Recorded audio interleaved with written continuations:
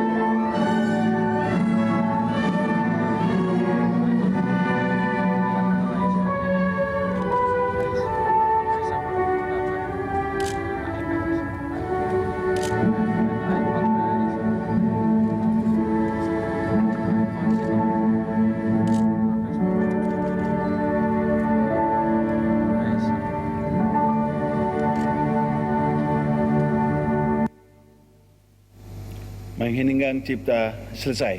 Hadirin disilakan duduk kembali.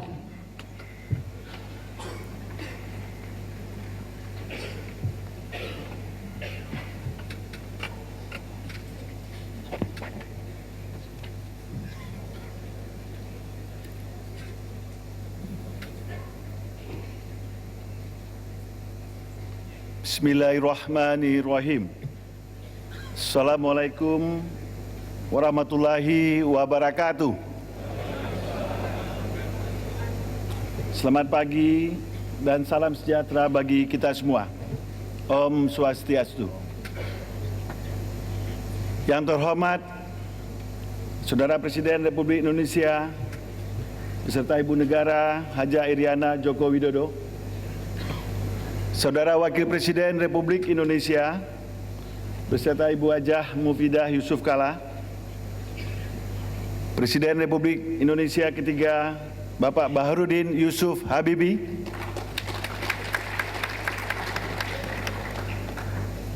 mungkin beliau ke luar ruangan barangkali ya.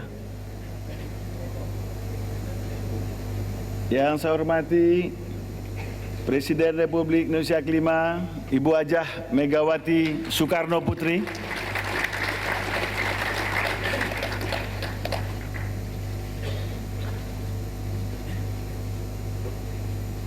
Wakil Presiden Republik Indonesia ke-6 Bapak Tri Sutrisno, Wakil Presiden Republik Indonesia ke-9 Bapak Amzahas,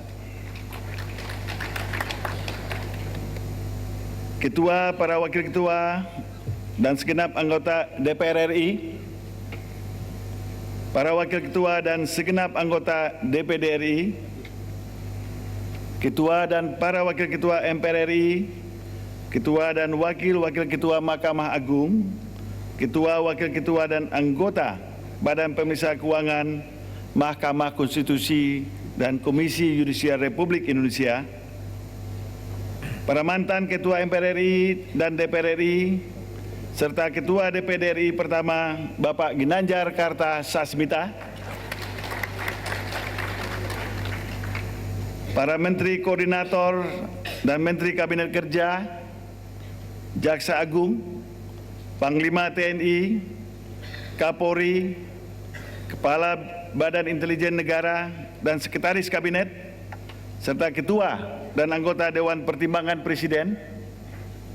Yang mulia para Duta Besar dan Kepala Perwakilan Negara-Negara Sahabat, Gubernur, Deputi Gubernur Senior, dan Deputi Gubernur Bank Indonesia, Ketua dan Komisioner Otoritas Jasa Keuangan, para Ketua KPU, Bawaslu, DKPP, KPK, Komnas HAM, para pimpinan partai politik, dan para gubernur, wakil gubernur, dan anggota DPRD Provinsi, para bupati, wakil bupati, wali kota, wakil wali kota, beserta DPRD Kabupaten Kota seluruh Indonesia, para pimpinan BUMN, Asosiasi Profesi dan Dunia Usaha, pimpinan organisasi sosial kemasyarakatan, para pimpinan redaksi media cetak dan elektronik, para undangan berbahagia, saudara-saudara sebangsa dan setanah air.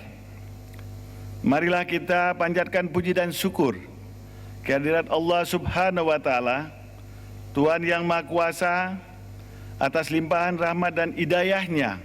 Kita diberi kesempatan, kesehatan, dan kekuatan untuk melaksanakan tanggung jawab konstitusional dalam menjalankan tugas dan pengabdian kepada bangsa dan negara, yaitu menghadiri sidang bersama Dewan Perwakilan Rakyat dan Dewan Perwakilan Daerah Republik Indonesia yang untuk pertama kalinya dihadiri Presiden Republik Indonesia Saudara Joko Widodo dan Wakil Presiden Saudara Muhammad Yusuf Kalla.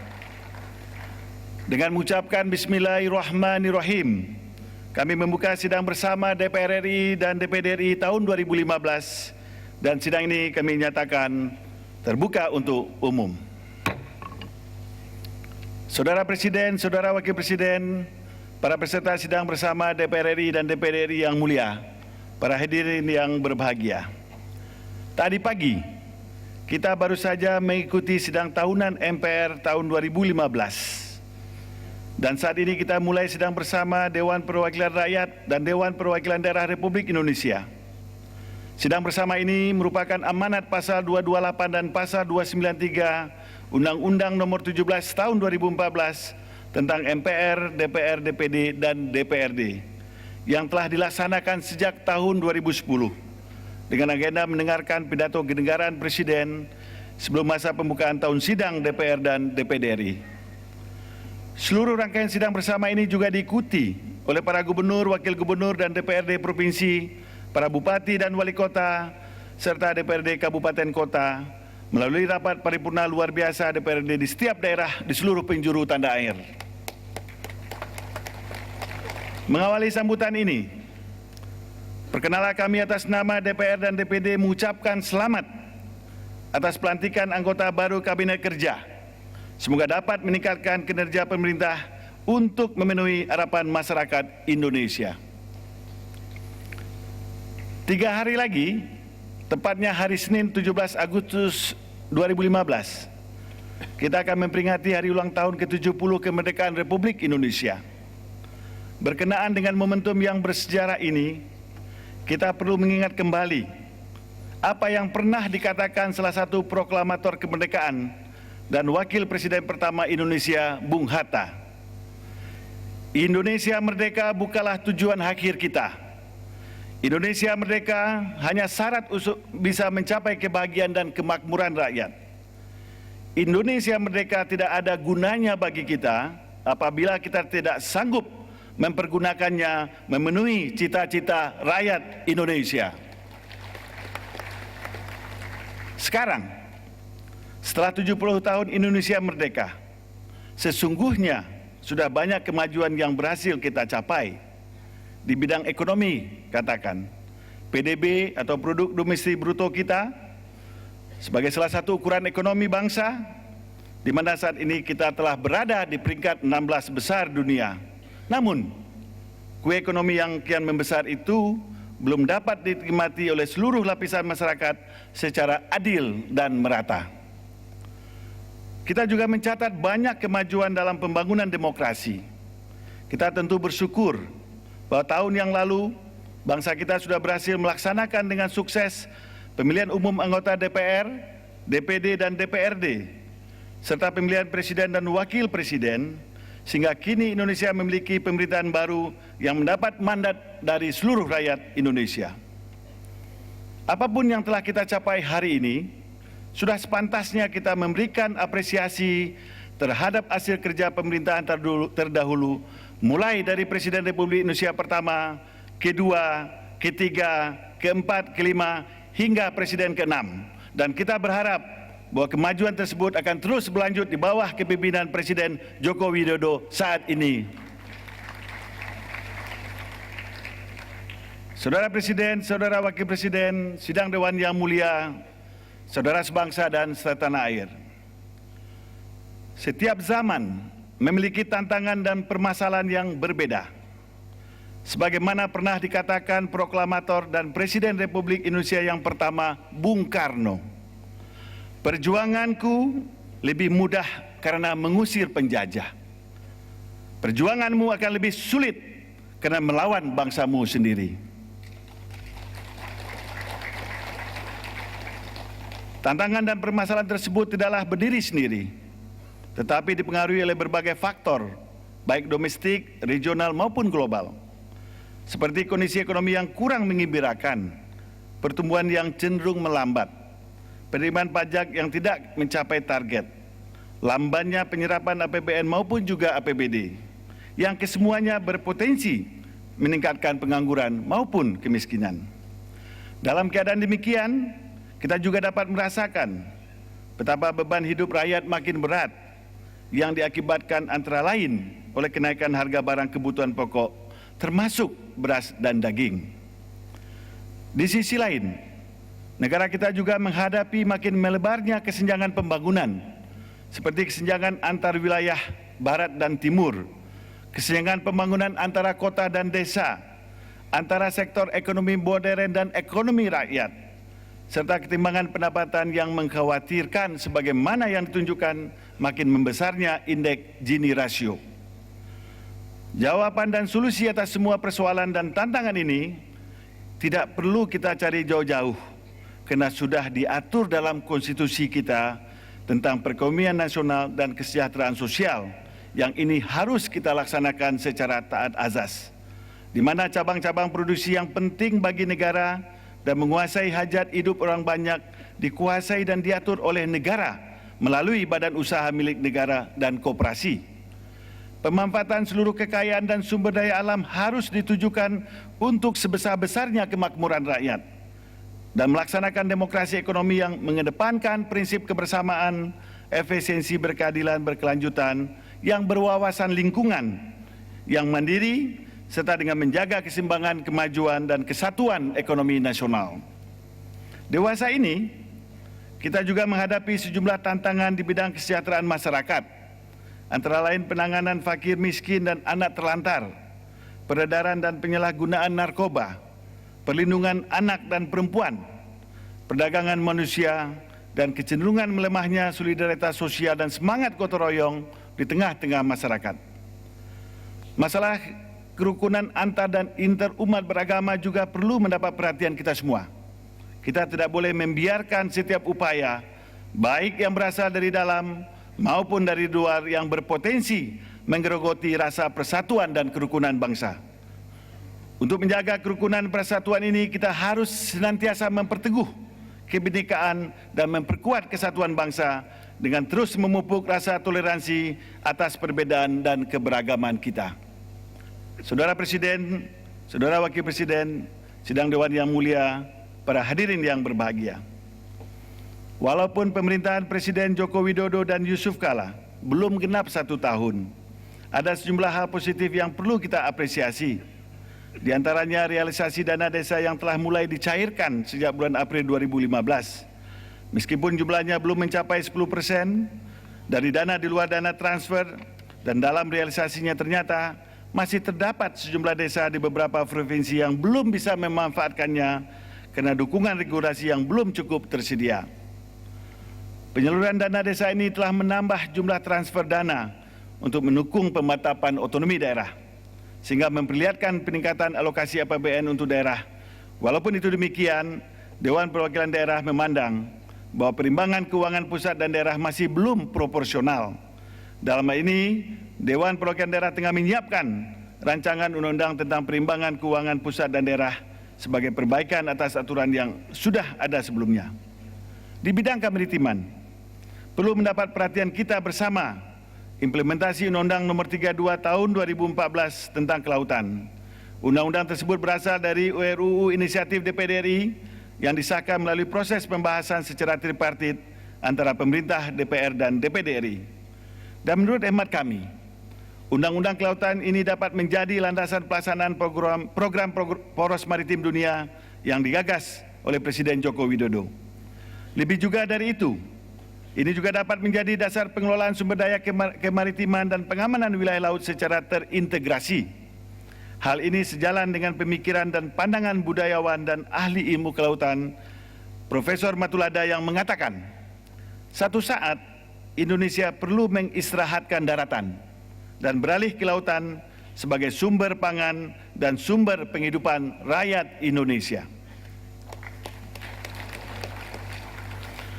Dewan Perwakilan Daerah juga sudah menyusun rancangan Undang-Undang RUU Wawasan Nusantara, di mana RUU ini sudah masuk dalam program legislasi nasional prioritas tahun 2015 dan telah siap disampaikan kepada DPR RI yang sebagai RUU inisiatif DPD yang akan dibahas secara bersama pemerintah dan DPR RI. Sidang Dewan yang mulia, para hadirin yang berbahagia, betapapun sulitnya tantangan yang dihadapi, kita harus tetap optimis dan bersemangat menyongsong masa depan yang lebih baik. Hal ini tentu harus didukung dengan kebijakan dan program pembangunan yang tepat. Pada periode pemerintahan sebelumnya, berbagai kebijakan dan program pro rakyat seperti subsidi untuk BBM, listrik, pupuk, beras untuk rumah tangga miskin atau raskin, bantuan operasional sekolah dan lain-lain yang jumlahnya pernah mencapai 400 triliun adalah kebijakan dan program yang tepat atau setidaknya memadai untuk masa itu. Kenyataannya memang stabilitas dan pertumbuhan ekonomi dapat dikelola dan dijaga dengan baik. Namun akibat besarnya jumlah dana yang terserap untuk pemberian subsidi, pembangunan infrastruktur tidak bisa dilaksanakan secara optimal. Kita tentu dapat memahami bila pemerintahan sekarang harus mengambil kebijakan pengurangan subsidi agar dapat memacu pembangunan infrastruktur. Karena kemampuan pendanaan pemerintah yang terbatas, maka untuk mendukung pembangunan infrastruktur yang masif diperlukan partisipasi dunia usaha baik dalam maupun juga luar negeri. Kita perlu mengingatkan pemerintah agar pembangunan infrastruktur yang melibatkan pendanaan investor, terutama yang dari luar negeri, agar disertai regulasi yang mendorong pelibatan seluas-luasnya kelompok usaha kecil menengah dan koperasi, agar masyarakat tidak hanya menjadi penonton dalam kegiatan pembangunan di daerah mereka. Kita tentu menyadari setiap perubahan kebijakan pembangunan selalu membawa implikasi sosiologis maupun psikologis bagi masyarakat. Masyarakat yang telah terbiasa menerima subsidi yang bersifat manfaatnya jangka pendek harus juga memahami bahwa pembangunan infrastruktur tentu lebih bermanfaat jangka panjang. Perubahan ini ibarat orang yang biasa mendapat ikan sekarang menerima pancing. Hal ini tentu tidak mudah. Apalagi tanpa ada keteladanan dari atas, dari para pemimpin elit bangsa, dan tentu bagi orang-orang yang beruntung. Untuk itu kita harus memberikan empati kepada rakyat, menunjukkan sikap egaliter, kesetaraan, dan ojo dumeh. Jangan mentang-mentang. Yang berkuasa jangan terlalu meliarkan kekuasaannya. Yang kaya jangan memamerkan kekayaannya. Di samping hal-hal yang disampaikan di atas, hasil penyerapan aspirasi masyarakat dan daerah oleh para anggota Dewan, terdapat beberapa hal yang kiranya perlu mendapat perhatian pemerintah. Antara lain, masalah ketersediaan daya listrik yang memprihatinkan pada sejumlah daerah, pelayanan kesehatan oleh BPJS yang masih belum efektif dirasakan oleh masyarakat, kesejahteraan guru dan tenaga perawat kesehatan yang masih memprihatinkan terutama di daerah-daerah terpencil, permasalahan distribusi pupuk dan kualitas benih, serta menurunnya harga komoditas pertanian seperti kelapa sawit, karet, jagung, dan lain-lain sebagainya. Tentu juga mengenai pembangunan daerah di wilayah perbatasan. Saudara Presiden, Saudara Wakil Presiden, Sidang Dewan yang mulia, para hadirin yang berbahagia. Selain tantangan di bidang ekonomi dan sosial, kita juga harus mengatasi berbagai persoalan di bidang penegakan hukum, pemberantasan korupsi, dan pembangunan demokrasi. Dalam hal ini, kita harus menyadari bahwa ancaman terbesar justru datang dan bersumber dari kita sendiri, seperti sikap saling tidak percaya dalam banyak sendi kehidupan bangsa, antar lembaga negara, antar kelompok partai politik, antar pusat daerah, antara pegiat LSM dengan pejabat publik, antara pejabat publik dengan pelaku usaha, antara media massa dengan pemerintah, dan sebagainya. Kita menghargai kerja keras semua lembaga penegak hukum dalam pemberantasan korupsi, tetapi yang kita kejar bukanlah berapa banyak para pejabat yang terpidana atau berapa persen perbaikan indeks persepsi korupsi. Yang kita inginkan adalah seberapa jauh seluruh sistem hukum dapat menjamin terwujud good governance dan clean government pada seluruh sektor kehidupan.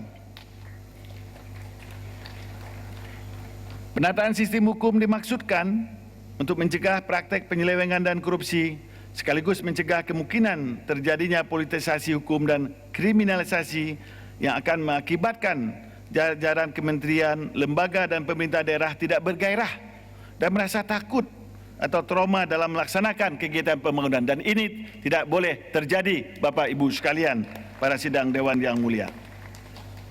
Untuk itu, kita perlu mengingatkan, dalam penegakan hukum, istilah supremasi hukum jangan sampai berubah menjadi supremasi penegak hukum yang bisa bermakna bahwa Indonesia sebagai negara hukum restats dan dalam prakteknya akan terlihat sebagai negara kekuasaan atau mastas. Sementara itu, dalam pembangunan demokrasi, terlihat sistem dalam pelaksanaan pemilu terus berkembang semakin baik. Pemilihan kepala daerah serentak akhir tahun ini diharapkan menghasilkan pimpinan daerah yang berkualitas, bukan para penguasa daerah yang otoriter.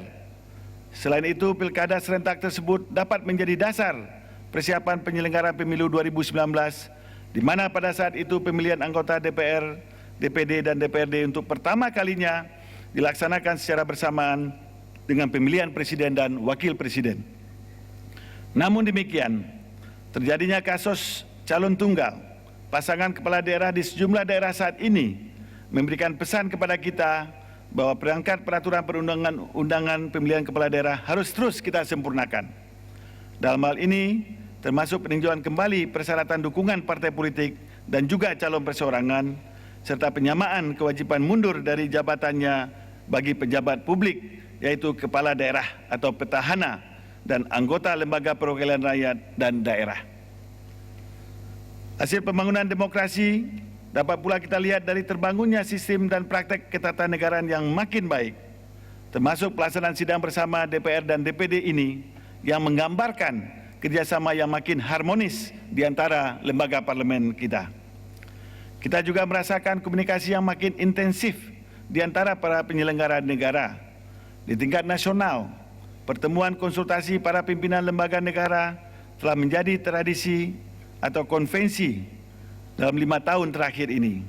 Dalam tahun ini saja telah dilaksanakan tidak kurang dari 4 kali pertemuan konsultasi presiden dan para ketua lembaga negara dalam rangka menyamakan persepsi untuk mencari solusi atas berbagai masalah aktual yang dihadapi bangsa dan negara.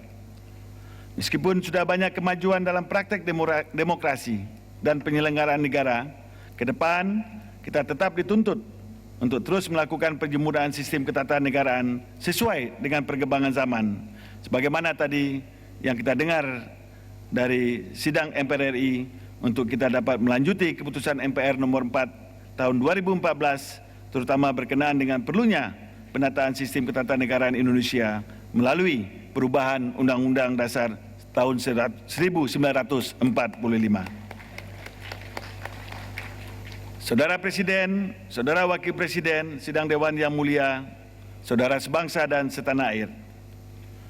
Momentum peringatan hari ulang tahun ke-70 Proklamasi Kemerdekaan Republik Indonesia ini juga perlu kita gunakan untuk melayangkan pandangan jauh ke depan ke masa 100 tahun usia kemerdekaan pada tahun 2045 yang akan datang. Berbagai proyeksi dari sejumlah lembaga internasional tetap menempatkan Indonesia sebagai negara yang akan memiliki peranan dan pengaruh makin besar di masa depan. Misalnya, Economist Intelligence Units yang memprediksikan terdapat 5 negara yang bakal menguasai perekonomian global pada tahun 2050, antara lain Tiongkok, Amerika Serikat, India, Meksiko, dan Indonesia. Akan tetapi, apakah bangsa kita mampu mencapai posisi negara terbesar kelima di dunia secara ekonomi? Yang menentukan adalah diri kita sendiri. Apa yang kita lakukan hari ini dan di masa-masa selanjutnya, itulah yang akan menentukan nasib bangsa kita. Apakah kita akan menjadi negara yang besar ataukah negara yang gagal? Apakah kita akan menjadi pemenang ataukah pecundang? Untuk menjadi negara besar dan bangsa pemenang, kita harus mampu secara cerdas memadukan potensi sumber daya alam dan sumber daya manusia melalui penguasaan ilmu pengetahuan dan teknologi yang maju. Oleh karena itu, kita harus membangun sistem pendidikan nasional yang mengutamakan pembentukan karakter dan kepribadian bangsa dengan dasar iman dan takwa serta yang berakhlak mulia. Ibaratnya sedang berlayar, untuk sampai ke pulau tujuan, kita harus bekerja keras dan cerdas, bersatu padu, bahu-membahu, mendayung bahtera ini secara bersama-sama.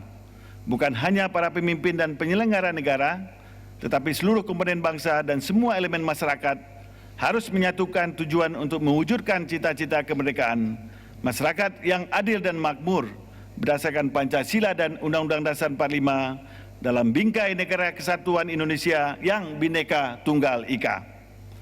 Hanya dengan cara demikian kita bisa menjaga persatuan dan keutuhan bangsa dan secara bersama-sama membangun Indonesia agar benar-benar menjadi negara yang berdaulat secara politik, mandiri secara ekonomi, dengan dilandasi kepribadian yang berkebudayaan Nusantara.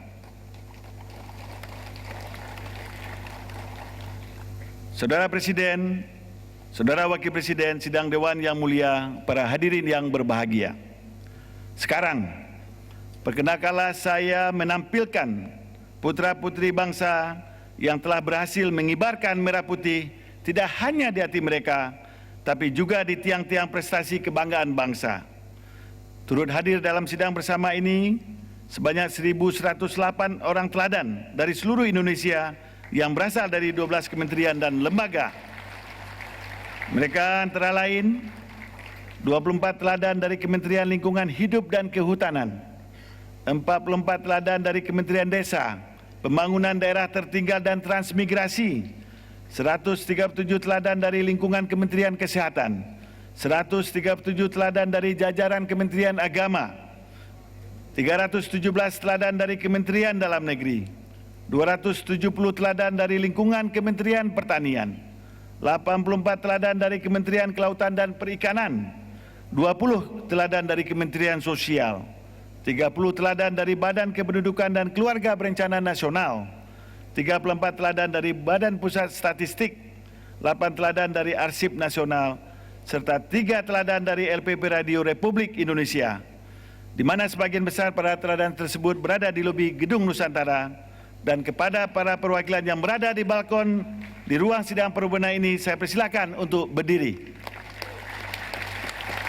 Dan marilah kita para hadirin yang kami muliakan, kita berikan aplaus sebagai rasa kebanggaan kita atas prestasi dan dedikasi mereka kepada negeri tercinta ini. Terima kasih dan dipersilakan duduk kembali. Sedang bersama DPR RI dan DPD RI yang mulia, hadirin yang berbahagia. Kita sampai pada puncak agenda sidang bersama ini. Dan kita akan mendengarkan pidato kenegaraan Presiden Republik Indonesia dalam rangka hari ulang tahun ke-70 Proklamasi Kemerdekaan. Untuk itu kepada Saudara Presiden kami persilakan.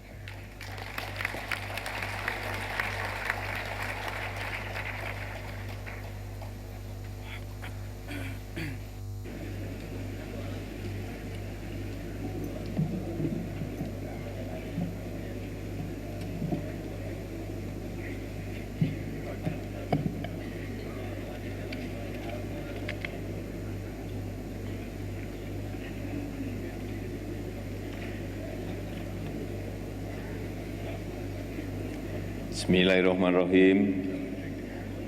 Assalamualaikum warahmatullahi wabarakatuh. Selamat pagi, salam sejahtera bagi kita semua. Om Swastiastu, Namo Buddhaya. Yang saya hormati Ketua, para Wakil Ketua, dan para anggota Dewan Perwakilan Daerah Republik Indonesia. Yang saya hormati Ketua, para Wakil Ketua, dan para anggota Dewan Perwakilan Rakyat Republik Indonesia. Yang saya hormati Ketua, para Wakil Ketua, dan para anggota lembaga-lembaga negara. Yang saya hormati Ibu Hajah Megawati Soekarno Putri, Presiden Republik Indonesia kelima.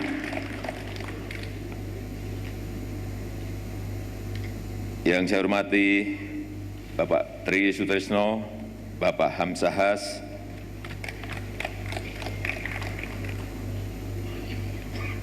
yang saya hormati para duta besar negara-negara sahabat dan para pimpinan perwakilan badan dan organisasi internasional, saudara-saudara sebangsa dan setanah air, hadirin sekalian yang saya muliakan. Marilah kita bersama-sama bersyukur kehadirat Allah Subhanahu wa Ta'ala, Tuhan Yang Maha Esa, karena atas karunia-Nya kita dapat menghadiri sidang bersama Dewan Perwakilan Daerah dan Dewan Perwakilan Rakyat Republik Indonesia dalam rangka peringatan proklamasi kemerdekaan Republik Indonesia yang ke-70. Hari ini di depan sidang yang terhormat, saya akan menyampaikan pidato kenegaraan pertama saya sebagai Presiden Republik Indonesia.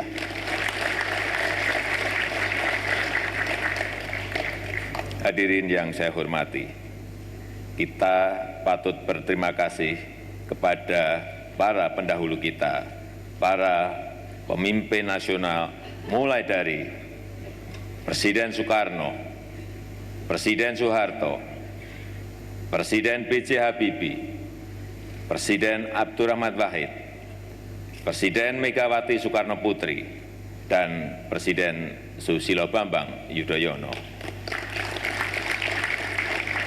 Atas perjuangan dan kerja keras para pemimpin nasional tersebut, disertai dukungan sepenuh hati dari seluruh rakyat Indonesia, hari ini, di saat kita memperingati 70 tahun Indonesia merdeka, kita mempunyai modal yang lebih dari cukup untuk melompat maju.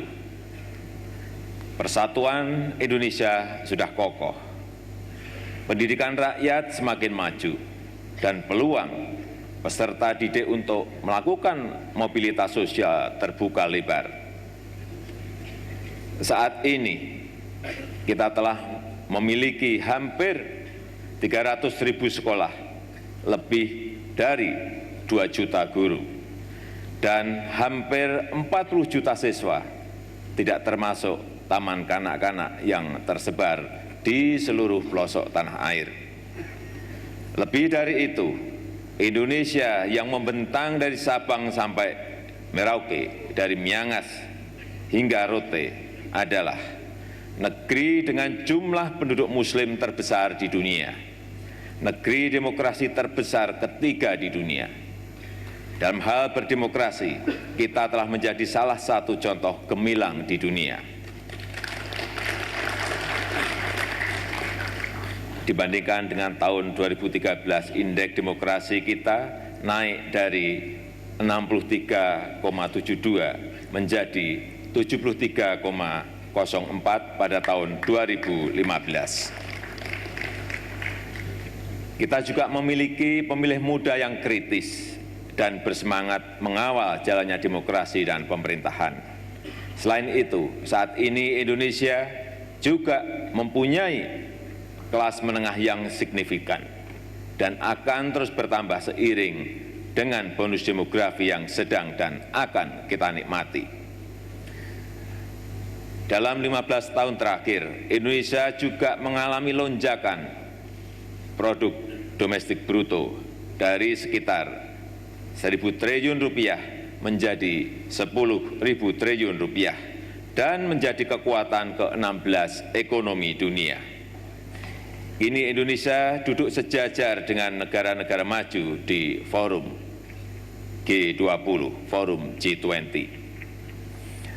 Hadirin sekalian yang saya muliakan, semua itu menunjukkan bahwa bangsa Indonesia adalah bangsa yang besar. Sebagai bangsa yang besar, kita harus percaya diri, harus optimis bahwa kita dapat mengatasi segala persoalan yang menghadang di hadapan kita.